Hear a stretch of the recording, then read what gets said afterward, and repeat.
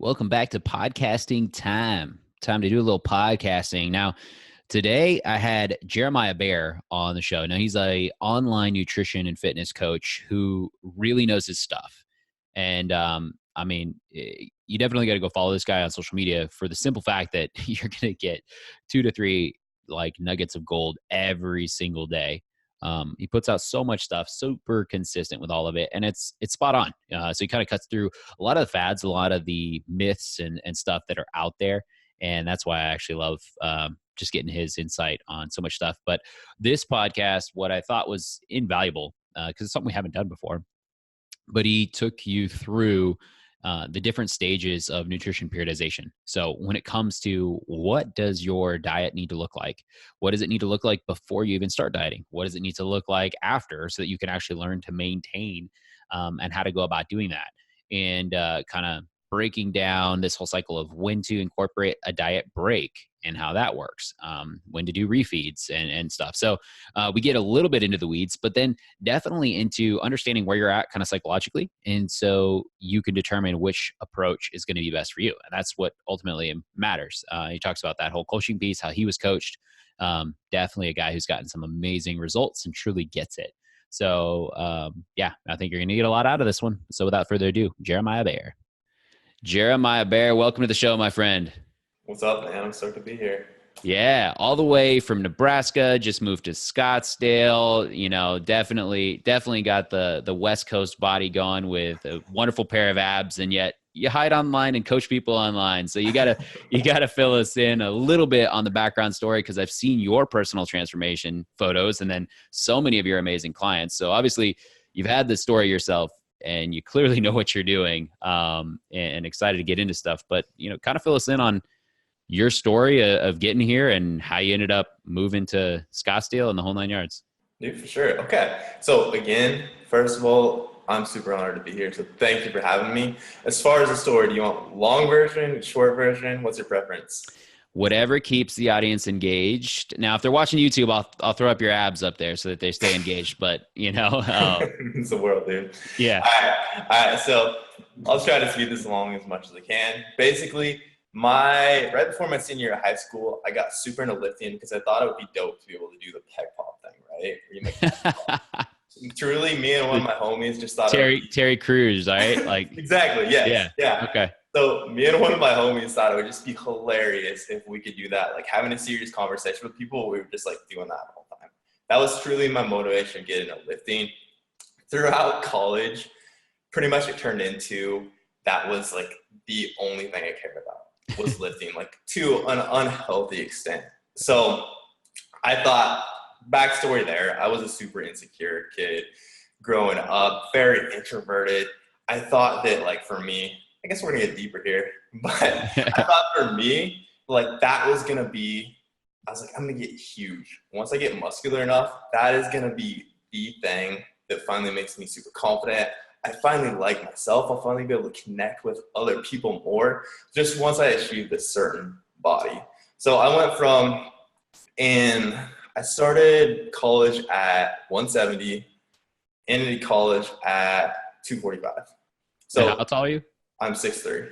Okay. Yeah. So I was pretty scrawny, but still put on 75 pounds. Throughout that time, I started training.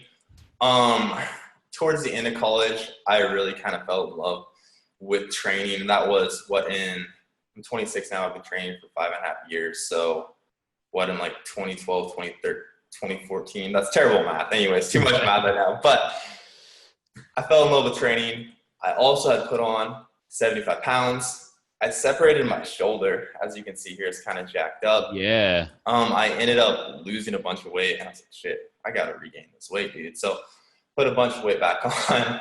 I eventually realized that at 245, I was pretty damn chunky. So then basically over the next couple of years, and until this point, I didn't know anything about nutrition. This kind of coincided with my start of coaching.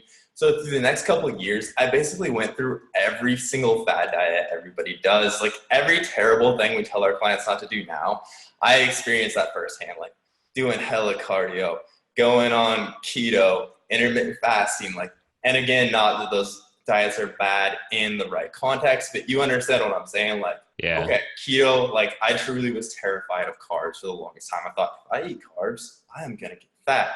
Or if I don't intermittent fast, I'm going to get fat. So I had basically all the mistakes that people make as far as not understanding the bigger picture of nutrition I made.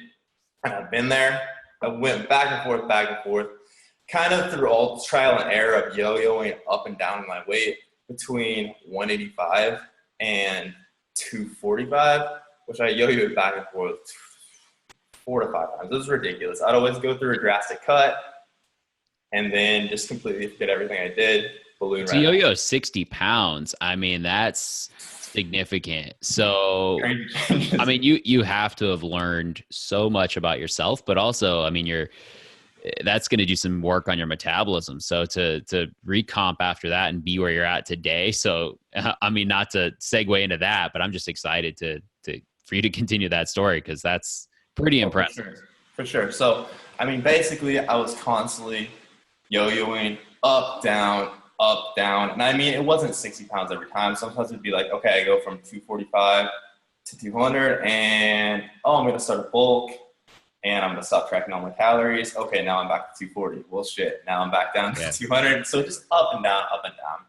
Eventually, I realized, I think one of the biggest things I realized was talking about environment design, which we can definitely get into a little bit later on, and just habits, how important it is to, like, when you're eating. I think this is the biggest thing for me. Like, the foods you eat on a diet and the foods you eat off a diet shouldn't really be like that much different, right? And I think honestly, just like that in itself is something that for most of my clients makes a massive difference. Like, understanding, like, it's not like, okay, we hit this goal and then now we can just eat whatever again, because that's going to get you right back to where you started very quickly, right? Yeah. It's like, okay, we're still going to focus on 80 to 90% nutrient-dense foods. We want to focus on foods that keep you very satiated. We want to focus on eating an adequate amount of protein. Like, obviously all your nutrition basics, but like for me, truly, that was one of the biggest things.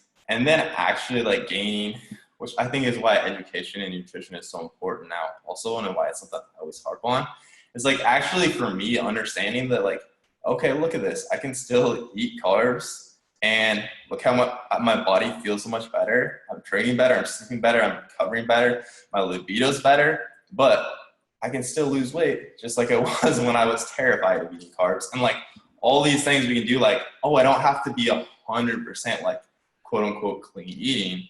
It's okay. So honestly, I'm super grateful for all that yo-yoing up and down, because it taught me so much to where I can really relate to wherever clients are coming from, I feel like. But long story short, I was training. I went through a whole crazy period of personal growth. And a lot of that, like I touched on, like me being a very insecure person, never feeling that I could connect with somebody. We don't have to get super into all that. But I went through a period where really that was my main focus. Like, and that was my first couple of years of training, honestly. Like, I just want to learn how to connect with people, because when I started training, I was terrified to talk to anybody. Like, the thought of like having to be on like one-on-one with somebody for 30 minutes, just like, there's no way to do that. I'm so scared to do this. But anyways, going through that, then I was finally like, okay, like I don't feel like I'm practicing what I'm preaching right now. Like, I'm a trainer, but I don't really look like this. Like, I want to lead from the front. I want to be a good example for my clients,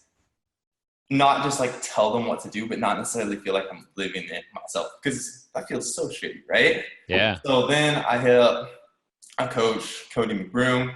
We started working together. Basically, my goal was to get in the absolute best shape of my life. And that's when I got to day of the photo shoot. I got super lean over the period of 9 months, did a photo shoot, and that's dropped down to 185. And yeah, that's what that was 6 months ago. Since then, I've been focusing on kind of like a lean gains approach. And yeah, that's really where I'm at as far as my journey. That's awesome, man. I love that. And I love that you're just open and honest about the fact that it all started because you felt like really insecure with who you were. And, right. And I think the reason that people are able to make of what started some of the journey in the first place I always say like change requires help, right? Right. It requires habits. It requires environment. And you've already talked on those two first things. The L is language. I feel Right. like language dictates our actions more than anything else. And then last is pain, right? Like pain can be 100%. a great fuel to the fire because we want to move away from pain. And then when we understand what that pain was, then we're able to use that as power. And it Oh, sounds like 100%. that's what you did. Oh yeah. Pain Um, versus pleasure, dude. You're speaking my language right now. yeah. Yeah. So I'm curious. And I know this is going down a slightly different path, but when you say like the insecurity, was there something that caused that in your youth, even before that then made you want to like kind of put on muscle and bulk up and use that as a protection thing? Oh yeah. Since just a lot stemming back from like things with my childhood, with my dad, I was always a very like, insecure. Just like I needed to prove to everybody that I was good enough. Because personally, I never felt good enough. Yeah. So that was just, as long as I can remember, that's something that I struggle with. And there's like specific things I can remember that happened that we don't have to get into here, but like really brought that out a lot more. So yeah, for me, and I'm super unathletic. I look very athletic, but I am uncoordinated as hell. Probably the most uncoordinated person you know. Super, like at the time, I was also homeschooled till 8th grade. So like coming into public school, my 8th grade year in high school, I was just awkward as hell. So for me, it was, damn it, like I'm failing. I'm not good at anything, so nobody is going to love me. So for me, like the one thing that I finally figured out was like, okay, I will stand out. This is my thing that I'm going to get at. I'm going to get jacked. And that did like give me a lot of attention. But like what I found was it didn't make me happy at all. So, and I think honestly, like my message as a coach, a big part of like what turned my life around was actually coaching other people. So whereas like so many coaches have the message like, I got in great shape, right? Like I got ripped and now I'm super confident. I want to give you that. For me, it was like, no, that actually didn't make me happy at all. But when I started coaching people, like that gave me the craziest sense of fulfillment and purpose. And that was like, oh shit. Like, cause like hopefully it's okay if I swear on this. I'm sorry about that. It's totally fucking okay. Okay, dude, I love it. Okay, perfect. So for me, that was the first time in my life. Cause then, I really struggled with like insecurity, depression. Like I never really felt like until that point, until I started coaching, that there was like, I could just never really see a purpose to my life. And that was like something that actually coaching other people and seeing how much of a difference I can make in their lives and to see how much I could help them transform not just their bodies, but like their actual confidence and watch people become entirely different people. Then for me, that like in turn, in kind of a weird way, it was kind of like me and my clients were going on the same journey. Like it turned my life around, watching them turn their lives around, which is kind of a hard thing to even explain to people. But like for me, that's why I love coaching so much. Is like that gave me so much fulfillment, purpose that I'm an entirely different person than I was 5 years ago. And that's why in so much of what I do now, I talk about like, okay, when we can tie together like your body, your training, your nutrition, and your mindset, that's when you'll probably be happy. You'll be fulfilled. But I don't want you to just think like, I have abs. I am so happy now, right? Yeah. Yeah, no, I think that's so key. And when you said that, like some other coaches that they're like, look, I got in this great shape and now I'm like happy and I can do the same for you. Right.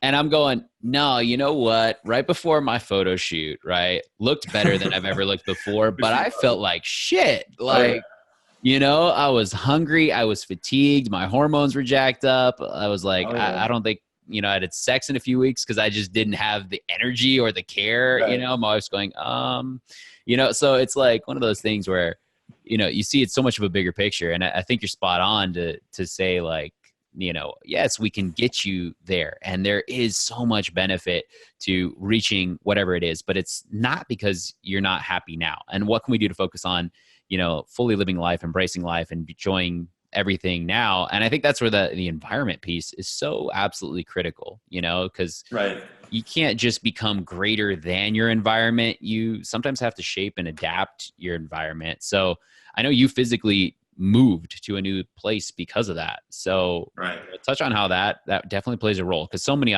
clients I can and people listening can probably relate to, their environment makes it a real struggle for them to lose weight to stick to a routine and habit. So I know you've got a lot of helpful info on that. Yeah, 100%. So, I mean, basically, if we look at it as like your environment as like your quote unquote performance context, which like if you read like in the studies, things like that about environment design, which there's a ton of super interesting ones. It's like basically like everything around you, like your social network, like literally social media is part of your environment. Everything around you is part of your environment. So like, I think one of the most powerful things we can do, and this is one of the biggest realizations when I hired a coach actually, is like leveraging people, which is a super like kind of fucked up term like at first, but like it's not like manipulating people, like leveraging situations to basically force yourself to get what you want, I think is one of the most powerful things. So like for hiring a coach, I think is truly the best example of this, honestly. So like for me, I was like, okay, I want to train. Like, I don't feel like when I started making my transformation, I want to train harder. I don't feel like I'm pushing myself enough in the gym right now, but I was training, like where I was working out was the exact same gym where I trained. At the time I was running like 14 to 16 personal training sessions a day. So I was busy as hell, but whenever I go to try to train myself, I would just feel like so lethargic and exhausted. Obviously I brought the energy to my training sessions, but I was like, okay, I'm going to go to a completely new gym, a completely new environment. And it was crazy for me, just like an environment across town. I'm not going to bring my phone in with me. There's not going to be anybody there asking me about anything. And I'm just going to tell myself in this gym, I work my ass off. And it worked like crazy. And then same thing, I was like, okay, if I want to make sure that I'm staying on point with my nutrition, because I have this habit that I hate of like 3 days a week, I just kind of half-ass it and like, I'm going to track half the day and then not the rest. But if I pay this coach, this dude that I look up to a ton and I want to respect me, if I pay him a good chunk of my paycheck, am I gonna like keep screwing around? And every day he sees like that I don't follow through with what I said I'm gonna do. Like I just made not following through for me so much more painful than the opposite. So kind of like what we were talking about before, like pain versus pleasure. Just like looking at, and like for me that was, I know it's not that crazy, the concept, but I truly think for most people, like looking at things like this, it completely changes the game. It's like literally like, because for me personally for years, and I talk to clients about this all the time, like before that, I was like, okay, this is the week. This is finally the week. I'm going to try harder, right? Like my nutrition is going to be dialed. I'm going to push it in the gym. Didn't happen. That's what I always tell people, quit trying to like, this isn't going to be the week that you're going to be more motivated. Quit looking to get more motivated. Instead, change external factors, like changing who you are as a person, like your motivation levels. That is such a hard thing to do, but all these things outside of you that still influence how you act so much are so easy to change. And that's what we can get into, like with food, anything like that. Like, okay, are we struggling? So you're struggling with, I was just emailing a client about this, which is why this is the first example that comes to mind. But like, okay, this client is struggling with every day at work, my eating gets thrown off because they eat all the food at the break room. So then we talked about the book, Atomic Habits, right? Like, okay, cue, craving, response, reward. So obviously here, the easiest thing we can do is make it invisible, right? So like, okay, so what can we do to literally just not have it cross your path at all? And she's like, well, I just go there for water. I guess I could just like have water at my desk. Dope, right? Like, isn't that crazy? Isn't that crazy how easy that was? And you don't even have to get up. So like, I like to tell people too, like, sorry, I'm kind of rambling here. I love talking. This gets me started to talk about. It's spot on. And, you know, ironically, like there were 2 coaching calls with clients I had this week where, you know, one of them was literally a break room conversation. And we were saying, well, how can we shift your pattern so that you are not finding yourself in that situation? Because that situation is going to instantly trigger all of those. We're all basically programmed like Pavlov's dogs, right? And so we start salivating, the ghrelin starts pumping and off we go. Right. No, exactly. And that's what, like, when I realized this, it was like every area of my life, it was crazy. It was like, so I was like, oh shit, like I have this habit, like every morning that I sleep in, if I just put my phone alarm across the room before I like go to bed, that forces me to get up. And like, suddenly I'm not so disappointed in myself anymore. Like, all this shit that I wanted to do, but always failed to do because I run out of motivation. Like suddenly I'm doing it. It's crazy. That's why I get so stoked about it, is because for people, like all this little stuff where you constantly like disappoint yourself, let yourself down because you tell yourself you're going to do it over and over, you don't follow through with it. That's what if we just look to like environment design and just changing, like, okay, literally, how can we make what you want the easiest thing to do right now? Which is also why I think like even like meal prep for most of my clients is such a big thing that I push, because we know like, okay, it's easier for you to tell yourself right now, you're going to cook healthy 3 times a day, right? But midweek, when you're super stressed, you're going to fall back to the path of least resistance, which is going to be like grabbing a frozen pizza or ordering fast food. But if we can literally make just grabbing that Tupperware out of the fridge, like literally put it so it's the first thing you see, takes least effort to grab, or like going back to the example with the client, people struggling at work, like, okay, if we instead have your desk stocked with like apples, maybe like some protein bars, things like that. So literally it's so much easier for you to just sit at your desk and grab that apple instead of walking all the way across to the break table. You're so much more likely to succeed because we just changed the path of least resistance. And eventually we're always going to fall back that path, right? Yeah, no, it's so good. And I think that's the key, is that's where you're talking about a coach. And sometimes you have to have someone shine a bright light on all of that, because, and you use the word easy instead of simple, which I thought was absolutely critical and spot on, because you said, what's the easiest option now? Right. Not the simplest option, because Right. we know, like, when it comes to stuff like, losing weight is simple, but it's not easy. So then you need to figure out what is easy so that you actually make it simple. And Exactly. I love that you were spot on with that. So what do you feel are like some of the biggest environmental pieces that most people need to kind of implement to be successful with within their weight loss nutrition type journey? I would say first and foremost, having a coach does make a massive difference, because truly it's like, I see it as like a cheat code, because if you hire someone that you really look up to, you really respect, and for most of us, obviously getting a coach is a financial investment.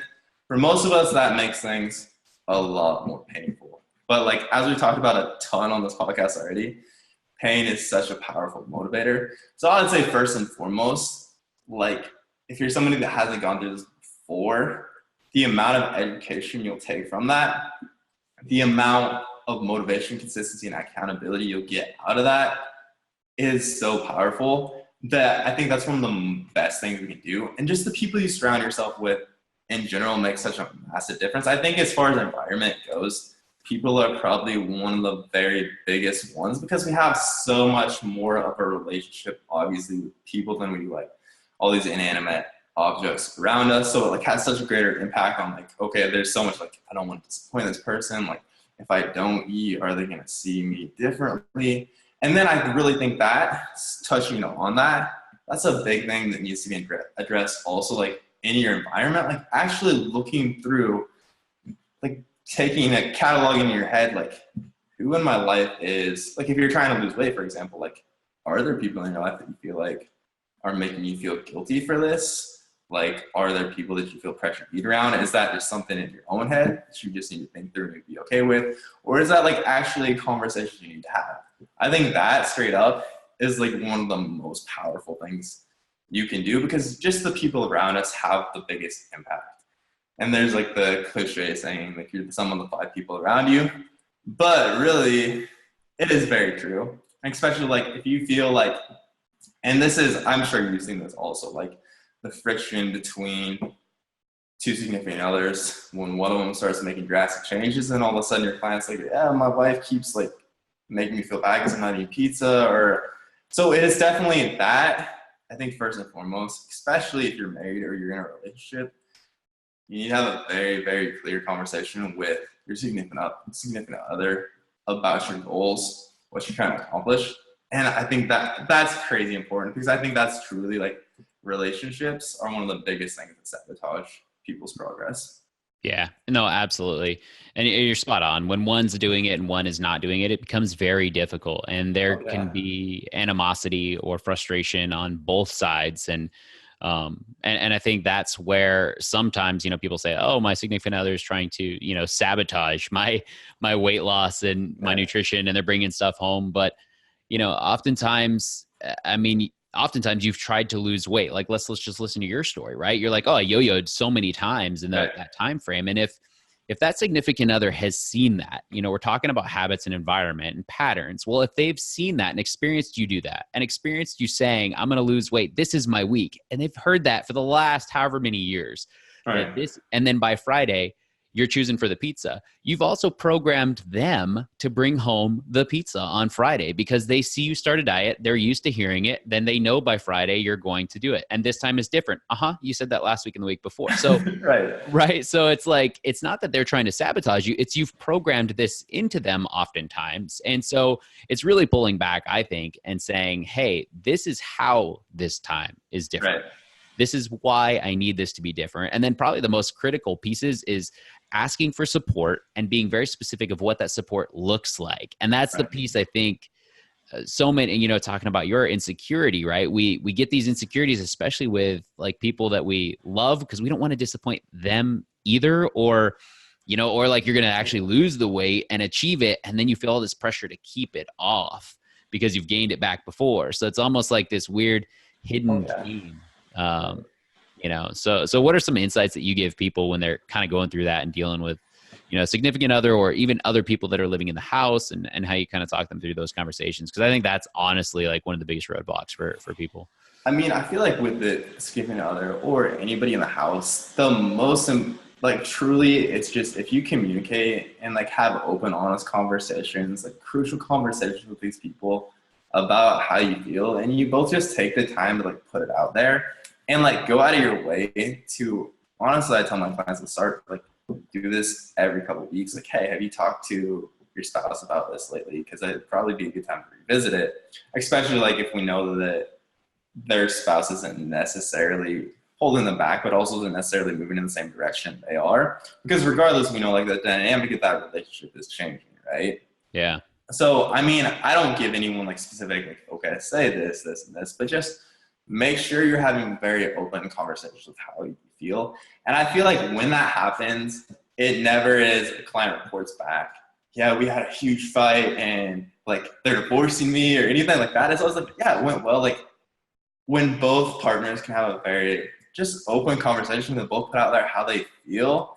And like I always also tell my clients to make sure, again, going back to crucial conversations, hey, we're both working towards the same goal of me becoming a happier, healthier version of myself so I can bring a better version of myself to the relationship. Like none of this is me attacking you or judging you, anything like that. I just want to make sure you know how I feel so we can constantly be on the same page. And like obviously make sure this person feels very safe in this conversation. You're in no way attacking them or judging them. That's really the only advice. I don't say you need to tell them exactly this or anything like that, but just that always seems to go very well.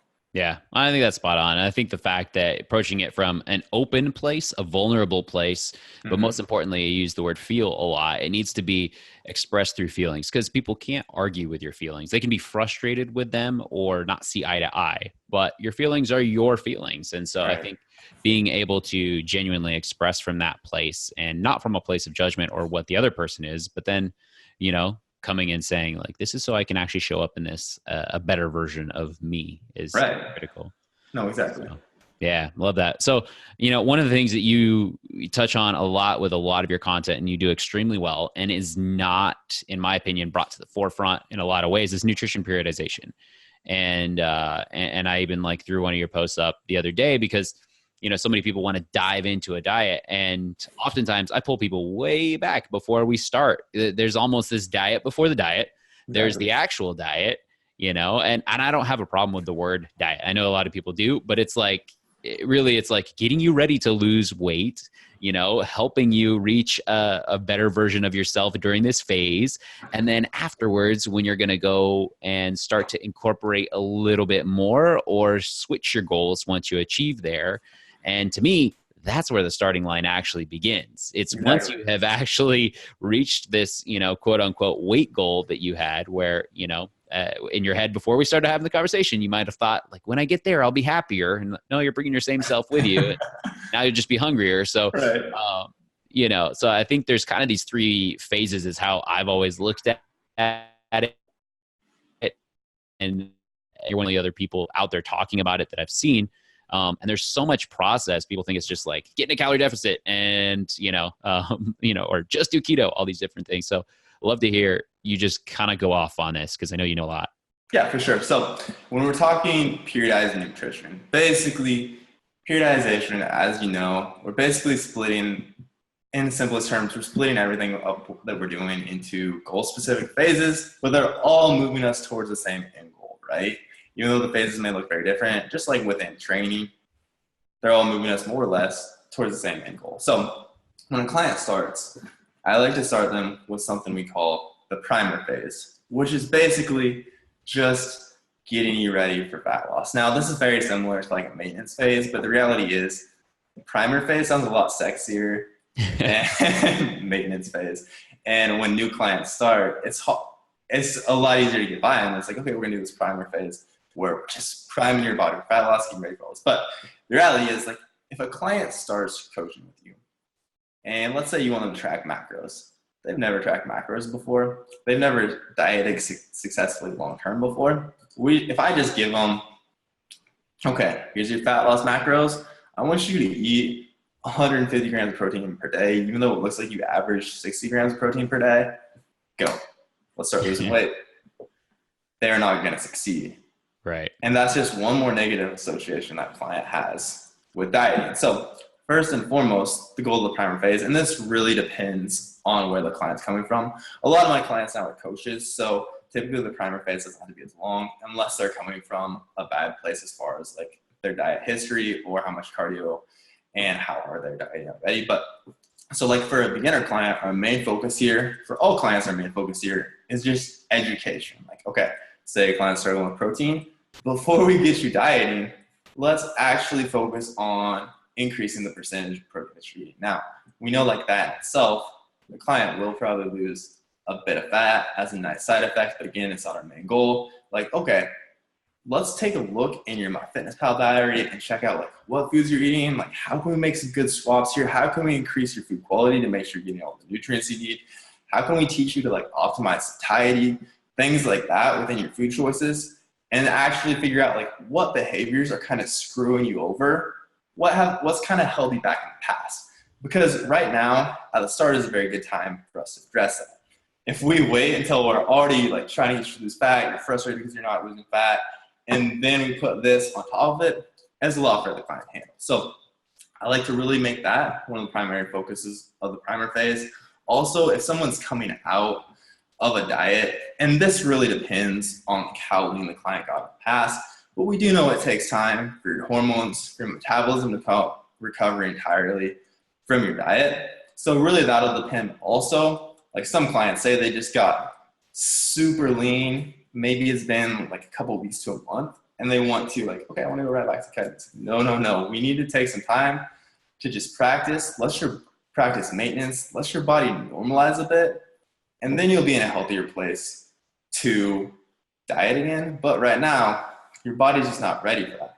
Yeah. And this really ties into another thing we talk about with the primer phase, which is optimizing metabolic capacity. So basically, I learned this from Cliff Wilson, but basically he talks about like you have a metabolic gas tank essentially, right? So the more cardio we throw at you, the lower your calories are, the emptier your metabolic gas tank is. So he talks about like starting a fat loss phase with a very empty metabolic gas tank, like starting a road trip with a very low gas tank, right? Like sooner or later, you're going to run out of gas, and we can't just keep permanently decreasing calories, adding cardio without it being very detrimental to your health, which is always like the most important thing is the client's health first and foremost, which is why, again, it's a little bit harder to get clients to buy into these maintenance phases as opposed to like right away, we're going to just cut you down. Yeah, let's get shredded right away. But long-term, it makes your results more sustainable, and it keeps you with more optimal health. And then like taking it back to education, I just think the mindset part of it, is a huge thing also. So like when people start with the all or nothing mindset, essentially, I'm sure you've heard the analogy of like, okay, this isn't an on-off switch, like we're all on or all off. It's more like a dimmer switch. Like sometimes we're going to need to turn up the intensity and we can really push hard. Sometimes it's just more realistic for your life right now that we dial this back. So it's really just like little things like that. And again, just making sure like if they're doing a ton of cardio, they're in a big deficit, we're focusing on dialing that back, slowly reversing, and then just getting the client in a good place with fat loss. So maintenance phase, length of time there varies a huge amount, but I truly think that's one of the biggest things that people are missing. I also think that's a big part of why my nutrition clients have had so much success is just, it's so like from an education perspective alone, your client actually knows what the hell is going on once we get into the phase. It's so much easier for them to comply and they get such better progress. And we also know that we're setting them up long-term with the knowledge to be successful. So then again, this varies wildly. Then we hop into a fat loss phase, which I'm sure out of all the phases I'm going to talk about, everybody has the most understanding of the fat loss phase. Obviously, if that's your goal, we'll hop into fat loss phase. But there, we're just focusing on a calorie deficit. Obviously, this is where all our fat loss occurs. Really, the degree of the deficit, how large that is, depends on the client. I like to get people losing at about 0.5 to 1% body weight per week. Now, that's kind of a very generalized number. So again, it really depends on you and your goals. But I found for most people, that's kind of a good balance between we're not losing so slow that you lose motivation, but it's not so fast that you feel like shit. We're not running you into the ground. You're not going to be losing muscle. Fat loss phase is honestly pretty simple. I like to keep clients, and well, within that, we can also periodization upon periodization. We can also talk about like how we're setting up your calories within the fat loss phase to, again, make sure that you're arriving at your end result with optimal hormones, optimal metabolism. So basically we're talking here like, okay, one thing that I like to do with a lot of my clients is 11 days of a diet, then 3 days right around maintenance. So that's funny. I do a lot of 10-3. Yeah. Do you? Okay. Yeah.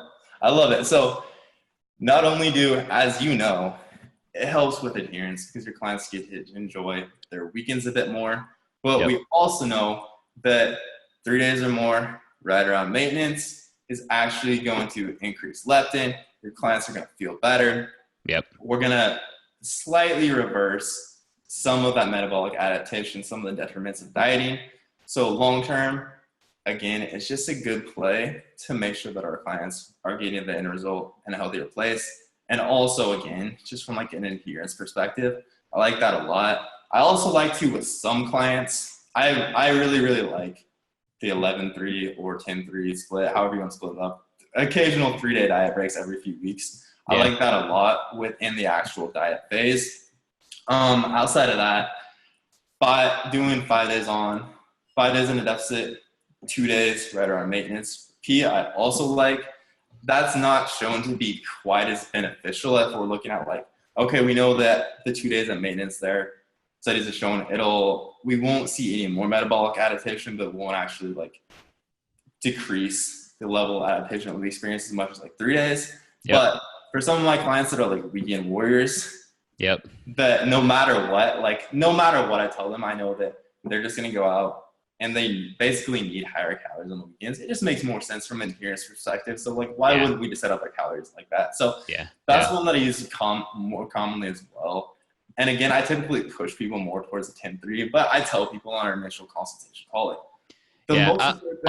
I'll use like a 5-2 if they are a drinker and they don't want to cut very much of that or whatever, or a big dessert eater. So if I know that a lot of their calories are going to come in like high sugar doses of some form, then it's a 5-2, and that tends to work. And, you know, so for those that are listening that may not quite grasp what Jeremiah was explaining there, you know, it's either 5 days in a caloric deficit where you're eating less. And then on those 2 days, we're bringing you up towards maintenance calories so that you can kind of refill glycogen levels and different things within your body. But you do need, research has shown that you need it to be for a 48-hour plus period, and even better when it's in that 3-day period, which is why he was saying he likes that 11-3 or 10-3. type time frame to kind of ultimately reset the body and be off and running again. So yeah, exactly.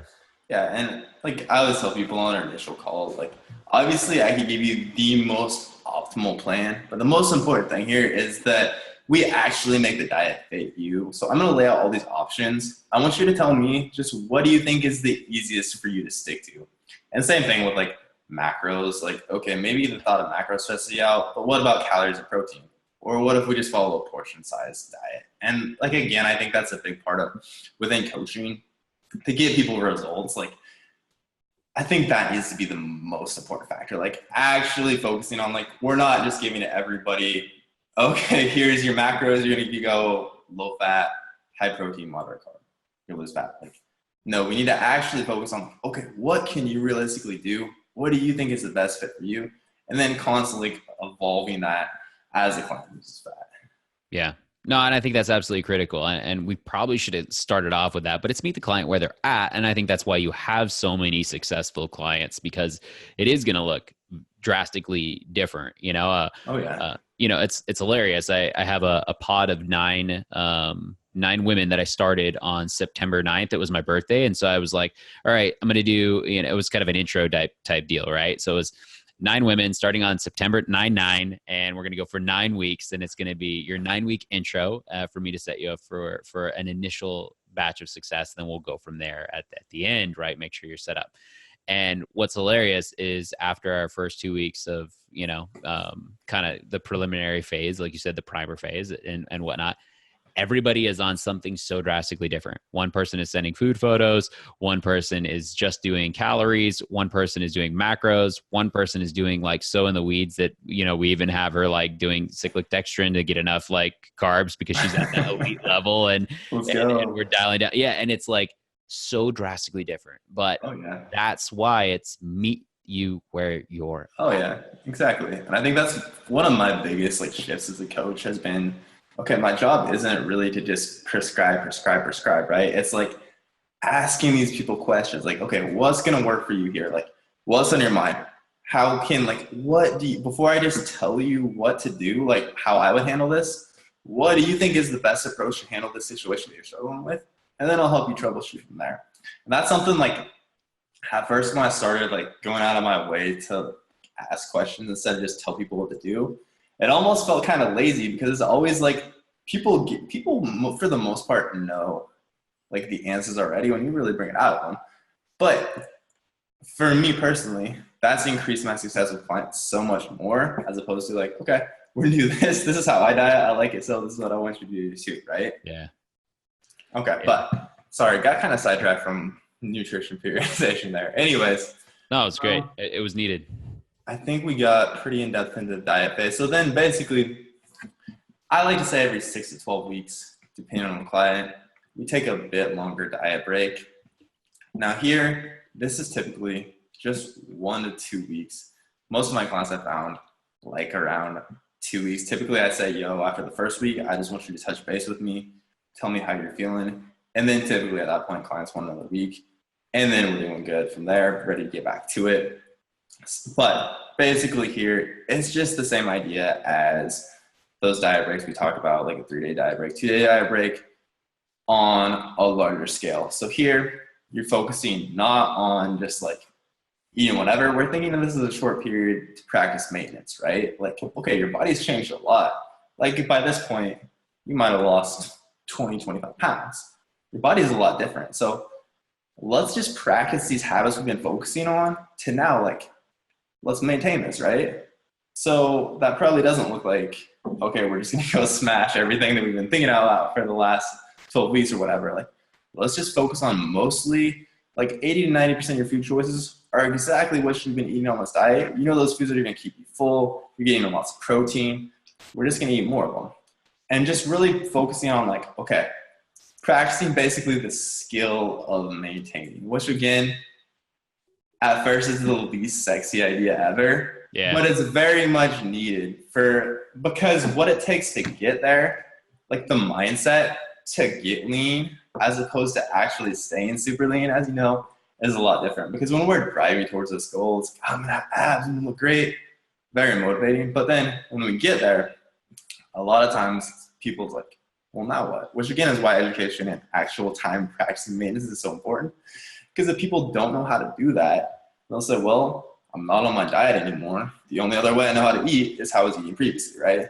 Yeah. Hence yo-yo dieting. And like taking it back to my journey, that's exactly what I did. So basically a diet break again.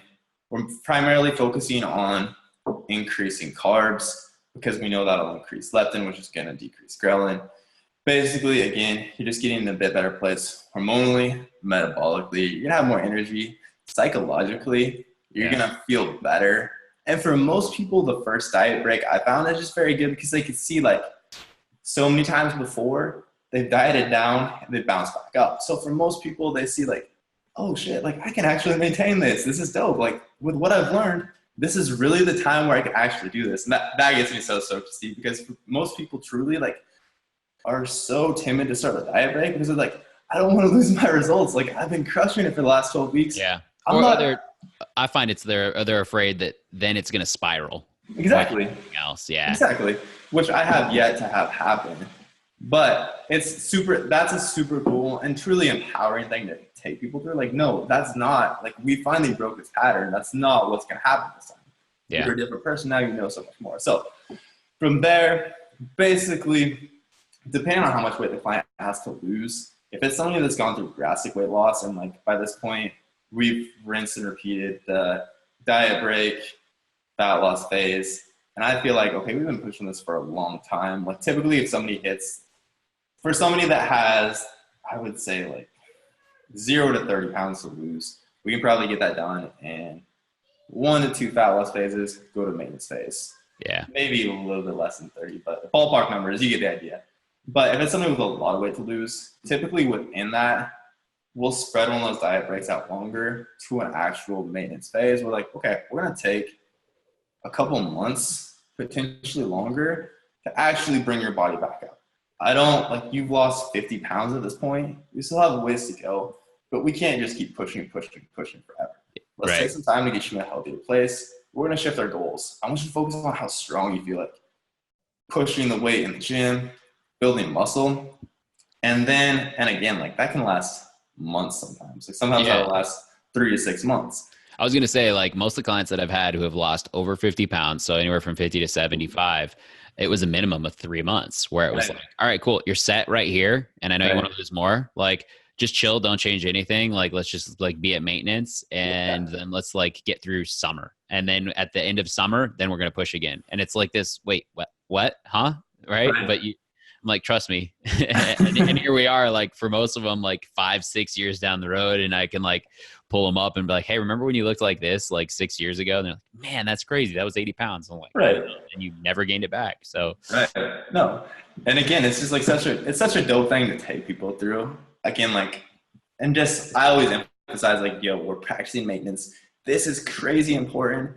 And then like in situations like that, just getting your client focused on, okay, let's focus on how much stronger you're getting out. Don't you feel good? Like just focusing on other aspects helps a ton there. But yeah, and then really like within nutrition periodization, as far as fat loss goes, it's basically like, okay, we're going to alternate between, like we talked about so far, fat loss phases, diet breaks, maybe longer maintenance phases until we get to the end goal.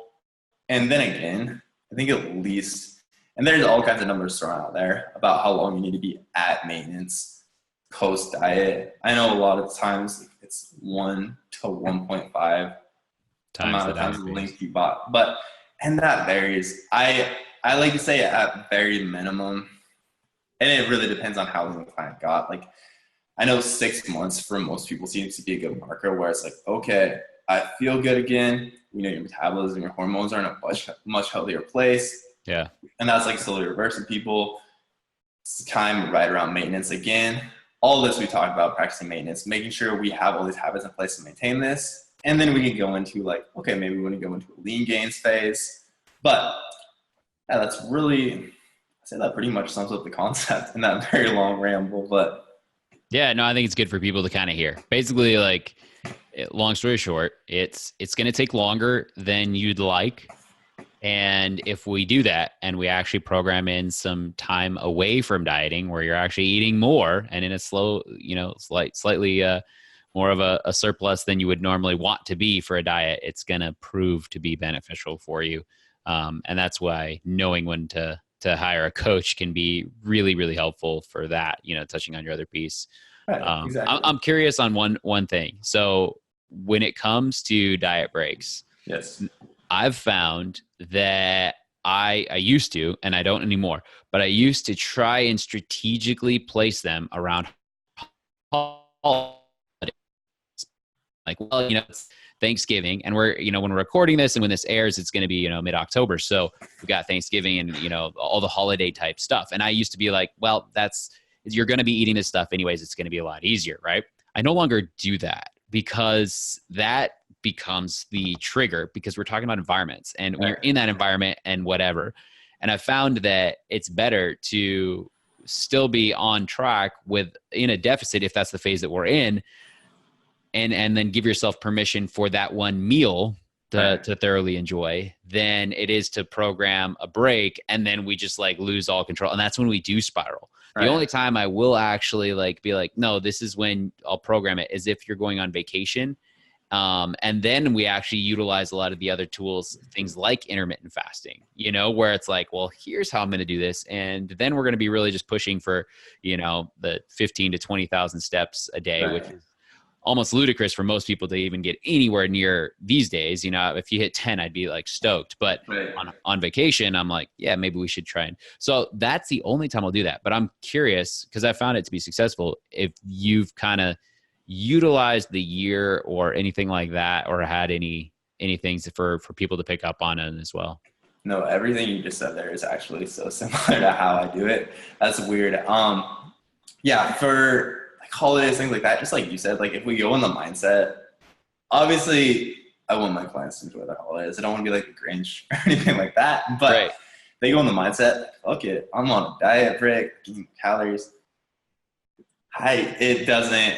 It's not optimal. And again, typically clients struggle with that a lot more, just like you said. So yeah, I like it typically like, okay, so today I just want you to make sure you hit your protein goal. Let's maybe fast up to lunch, and then you can eat like a chicken salad, and then like just enjoy yourself with this dinner, but let's keep it within reason.